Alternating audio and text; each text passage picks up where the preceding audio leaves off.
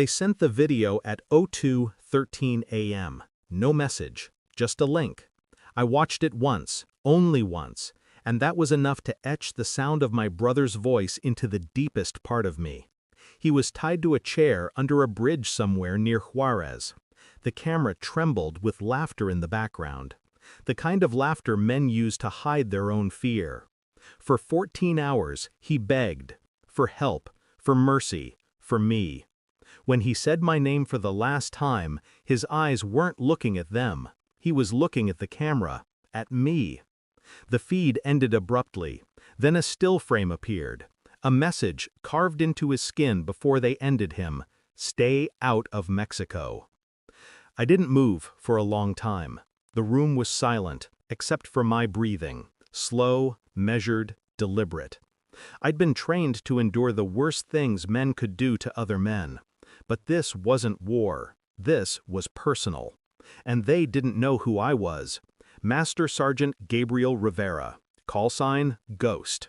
19 years, Delta Force. I'd interrogated men like them before. I knew what they feared most.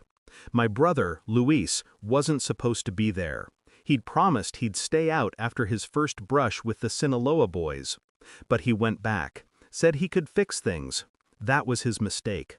Thinking honor meant something to people who sold death by the kilo. I tried to warn him before my last deployment. He laughed, said I lived in the past, called me a ghost even then. He didn't know how right he was. After the video, I called his wife. Her voice cracked, too calm for someone widowed by monsters.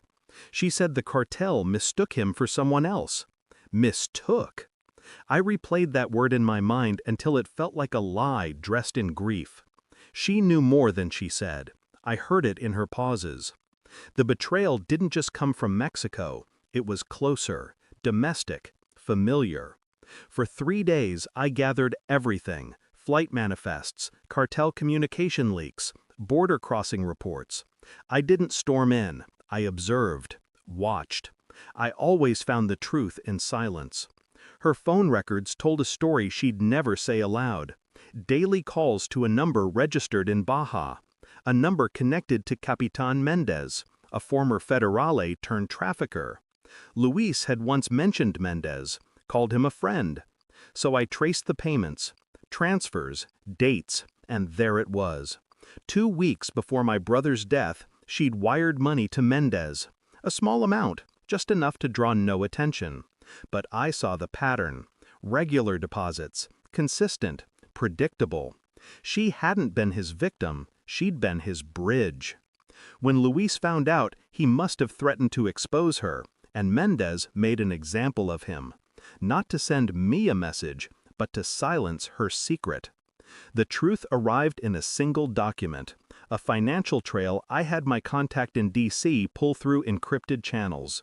Her signature, her account, her guilt. She wasn't crying because she'd lost him. She was crying because she'd been caught. I didn't call, didn't shout, didn't accuse. I sent her one email, a single attachment, the bank records. Her reply came an hour later. "Please, Gabe, it's not what you think. I didn't know they'd—" I closed the message halfway through. The thing about people like her, they always think they can talk their way out of blood. I booked a flight that night. Not to Mexico. Not yet. I had one last conversation to arrange. With Mendez. We met in a cafe near the border. Neutral ground. He didn't recognize me. To him, I was just another American in plain clothes. "Coffee?" he asked, smiling like he hadn't signed my brother's death warrant. I nodded, watched him pour sugar into his cup with the hand that ordered the execution. When he asked my name, I told him Rivera. His face shifted. Slightly. He knew the name. "Luis?" he said quietly. I didn't answer.